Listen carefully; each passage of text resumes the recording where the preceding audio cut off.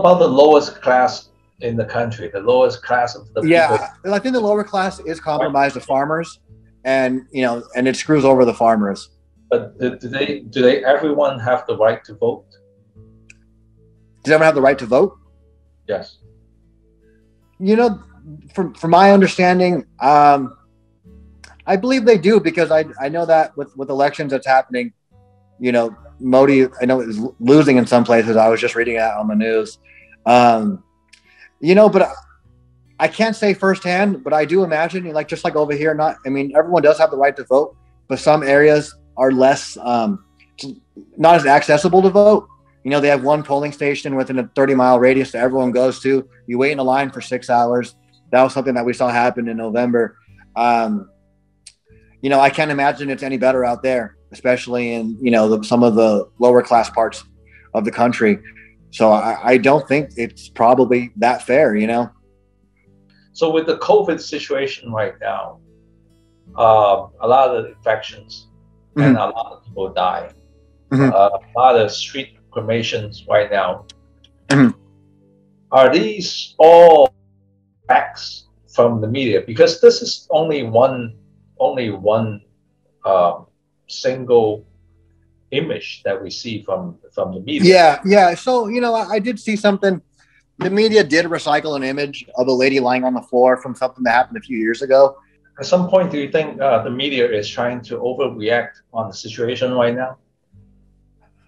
I don't think. I think it's fair to say that, but I also don't think it's fair to say that, because it doesn't do justice to those that are suffering. You know what I mean? To say that the media is overreacting. I do think the media is not telling us the full story, that's usually the way it is. It's usually one narrative. But there's no doubt that people are suffering in India. There's no doubt that people are suffering all around the world with COVID. To your knowledge, that they just having a testing result every day that has infection of 300,000, 400,000. Right. But before that, it was okay. Is that because lack of the testing? Or yes. I think lack of testing is actually, exactly what the issue was. It's been out there, but there hasn't been enough testing. Not everyone's doing a test every day. Do you think the United States has doing enough for India? Yeah. I think, I know that they're definitely helping. I know Biden just announced some relief for India. We're sending some ventilators or equipment to make ventilators for them to put them together. So I think they're doing what they can.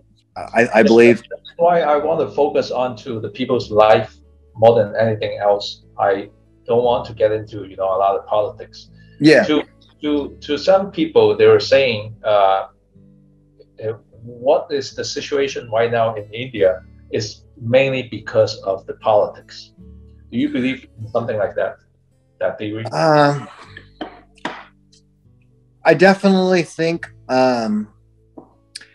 it's hard to say, because I know that Modi is still considered overall a good guy, and I'm not sure who would be so much better to take his spot. It is very possible though, because a lot of people don't like him anymore, especially in India. A lot of Indian people do not like Modi anymore, especially mainly because of the farmer issue. That has really destroyed his credibility. What it is if you can make up a story about how people get sick and stuff like that, but you cannot make up a story of people laying there and everybody died. Yeah. And I think that is true. I think that is the facts, that a lot of people died. But I think a lot of people in India right now is blaming Modi.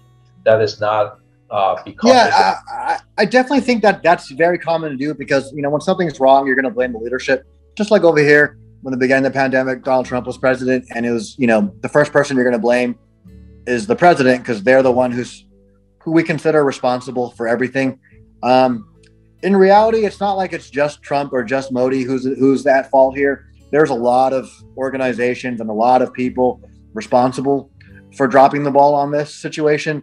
But everybody wants someone to blame, and Modi, as being the face of India, being the prime minister, he is going to take the blame when things are going bad. With all these information from the COVID since last year, and I think we all have learned so much about how we can protect ourselves, what kind of how we live, and all that stuff. Overall, especially we have the vaccine right now. What do you think is the most that can help us to prevent this illness? Wearing a mask, or social distancing, or vaccination? Vaccination definitely plays a big role. Just like we've seen in other diseases. Like when influenza came around, that's why the vaccine was made in 1919. I want to say, and so many other diseases, measles, polio, all kinds of stuff that we get vaccinated as a child. They give that to us. There's a reason they give that to us. And there's a lot of arguments that vaccines do have some harmful compounds for us, but I genuinely believe, and I think science points that these are for the greater good. These do help us, and they do protect those that are high risk from COVID. I definitely think vaccination is important. I know that there are some people having adverse effects to the vaccine, which is really unfortunate. But there's also people that die from COVID from it being out of control, as we are seeing in India right now. So it's just one of those things where, there is no perfect answer, but the best answer for the overall greater good of the people, if I'm taking a utilitarian approach, max vaccination is important, as well as social distancing, as well as wearing your mask. I think that's very important right now to protect yourself. I know in some states like Florida, they've completely disbanded all of these, rules, and they seem to be doing okay. But a lot of people are already vaccinated there too. So, that's probably why vaccinations definitely make a big difference. So thank you, Mr. Sean Pandya, and I want to thank you, Bosco, for having me. Of the Chinese community, and also SinoTV for our interviewing. Thank you for all this very useful information to us. I hope we can see you again and also talk to you again about India